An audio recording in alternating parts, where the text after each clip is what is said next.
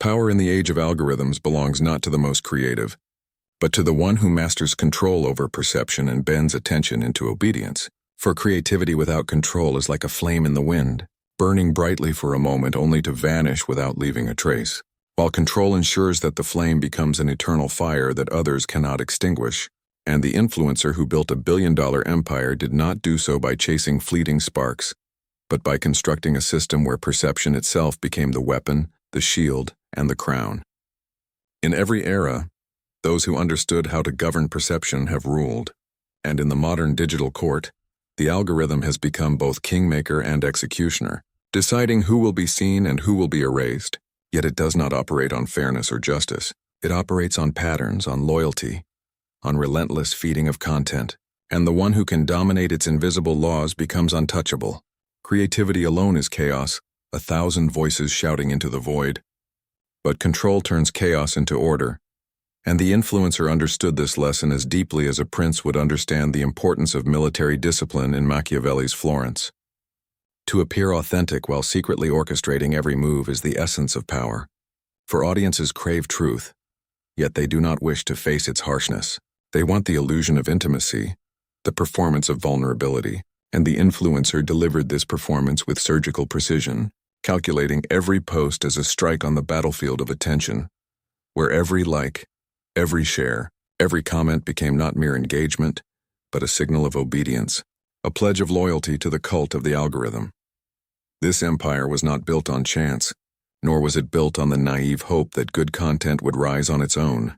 Because nothing rises on its own, it must be lifted by strategy, propped up by alliances and shielded by manipulation.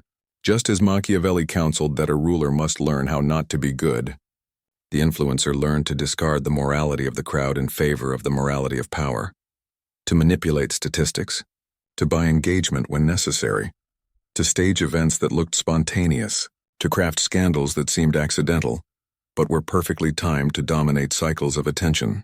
Enemies were not defeated by open conflict, but by starving them of visibility, suffocating them in silence, making the algorithm blind to their existence. Friends were cultivated not out of loyalty but out of usefulness, each collaboration serving as a tactical alliance to extend reach, to cross into new territories of followers, to plant the flag of influence in every domain where eyes could be captured and minds could be bent. This was not art. This was war disguised as entertainment, politics disguised as lifestyle, conquest disguised as community. The algorithm, like fortune, is fickle, and it favors those who are relentless, those who do not hesitate, those who treat every update not as a setback but as a new terrain to be conquered. When others cursed the algorithm, this master of perception studied it, mapped it, dissected it like a general studying the battlefield, and in doing so, turned what others feared into their own private weapon. Each change was not a disaster but an opportunity to wipe out weaker competitors, for only the disciplined survive when the rules shift overnight. The crowd, blind to this manipulation, believed themselves to be choosing, believed they were following out of admiration, when in reality they were following the invisible hand of code, a hand bent to the will of one who understood that to master the machine is to master the people who depend on it. The cult of the algorithm was born not because the people loved the influencer, but because the people loved the reflection of themselves that the influencer held up, a carefully constructed mirror that showed them their desires, their envy, their aspirations, and their fears, all packaged in a way that made them believe they were free, when in truth they were bound tighter than any subject under a medieval crown. It is better to be feared by the algorithm than to be loved by it, for love is scattered and easily redirected, but fear ensures priority, visibility, inevitability, and the influencer built their empire on this principle, ensuring that their presence was constant, unavoidable, dominant, until even rivals who despised them could not escape their shadow. They understood that apologies must be theatrical, timed for maximum redemption, never a sign of weakness but a tool to reset the stage, to regain trust without losing authority, for the audience forgives those who entertain them, but they never forgive those who bore them.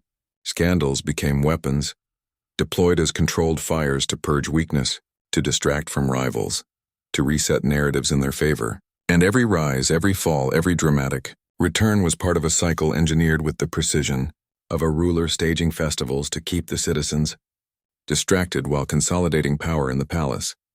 $1 billion was not the product of luck but of absolute command over attention. And attention in this age is the new territory, the land upon which empires are built. Unlike gold or land, attention renews daily, fleeting, fragile, and yet infinitely powerful if seized and maintained with an iron grip. The influencer did not merely collect followers. They collected obedience, programming the habits of millions so that checking their feed became as natural as breathing, as compulsory as prayer, as necessary as food. This was not influence, it was dominion, and the empire thrived not because the people adored their leader, but because they could no longer imagine life without the ritual of consuming what was offered. To lose visibility would have been death, and so they ensured that visibility was never lost. That even in absence there was presence, even in silence there was noise, because true mastery is not in the moment of performance but in the ability to control perception when you are not even there. Machiavelli would look upon this empire and see, not frivolity, but a perfect execution of political theory in the modern arena. Fear balanced with love, spectacle balanced with calculation, authenticity balanced with deception, chaos balanced with order. He would understand that the cult of the algorithm is nothing more than the latest form of power, and the influencer who bent it to their will is no different from the prince who bent a republic, the general who bent an army, the tyrant who bent a people.